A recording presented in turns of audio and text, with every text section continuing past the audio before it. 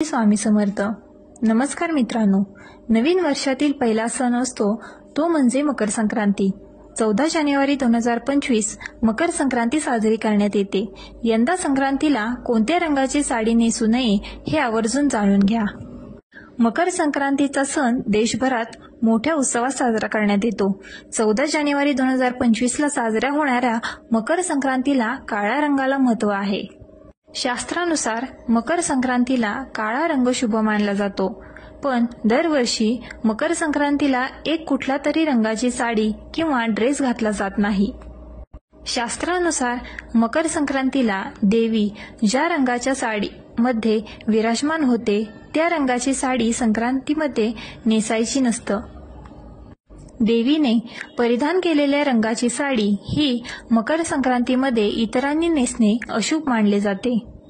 पण त्यापूर्वी यंदा काळ्या रंगाच्या साडीसह कोणत्या रंगाची साडी नेसणे शुभ मानले गेले आहेत ते पाहूया.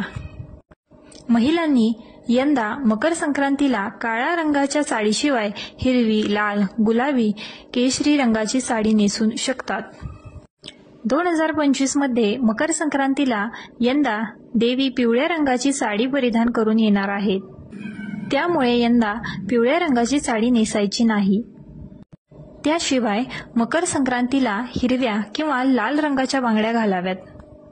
मकर संक्रांतीला बांगड्या भरताना एका हातात एक बांगडी अधिक घालावी.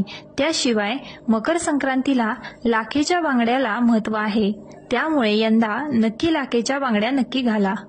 मकर संक्रांती हा सण भारतामध्ये मोठ्या उत्सवात साजरा केला जातो. या दिवशी स्त्रिया नवीन साड्या आणि बांगड्या घालतात, परंतु काही रंगाचे कपडे आणि बांगड्या या दिवशी घालणे टाळावे असे मानले जाते. यंदा मकर संक्रांतीला कोणत्या रंगाची साडी आणि बांगड्या घालू नये? शास्त्रानुसार मकर संक्रांतीला देवी ज्या रंगाच्या साडीमध्ये विराजमान होते त्या रंगाची साडी संक्रांतीमध्ये नेसायची नसते. देवीने परिधान केलेल्या रंगाची साडी ही मकर संक्रांतीमध्ये इतरांनी नेसणे अशुभ मानले जाते. मग कोणत्या रंगाची साडी नेसावी? काळी साडी, विशेषतः जर ती नवीन असेल तर.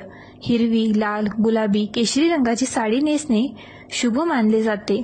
कोणत्या रंगाच्या बांगड्या घालू नये याबद्दल निश्चित माहिती उपलब्ध नाही, परंतु ज्या रंगाची साडी आपण नेसत आहोत त्याच रंगाच्या बांगड्या घालणे टाळावे.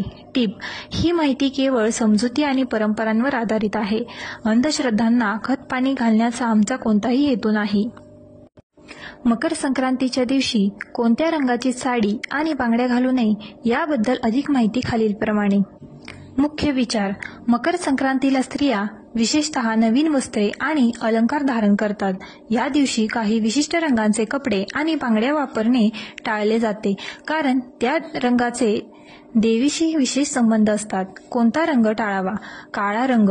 जरी मकर संक्रांतीला काळ्या रंगाचे महत्त्व असले तरी काही ठिकाणी असे मानले जाते की या दिवशी काळ्या रंगाची साडी नेसू नये, विशेषतः जर ती नवीन असेल, कारण संक्रांती देवीने याच रंगाचे वस्त्र परिधान केलेले असते. शुभ रंग: पिवळा. हा रंग शुभ आणि समृद्धीचा प्रतीक आहे. नारंगी, केशरी, ऊर्जा आणि उत्सवाचे प्रतीक. हिरवा, नवीन सुरुवात आणि समृद्धी दर्शवतो. लाल, शुभ आणि उत्साहाचे प्रतीक. बांगड्या. बांगड्यांच्या रंगाबद्दल निश्चित नियम नाहीत, परंतु साडीच्या रंगांशी जुळणाऱ्या बांगड्या टाळल्या जातात. हिरव्या बांगड्या शुभ मानल्या जातात.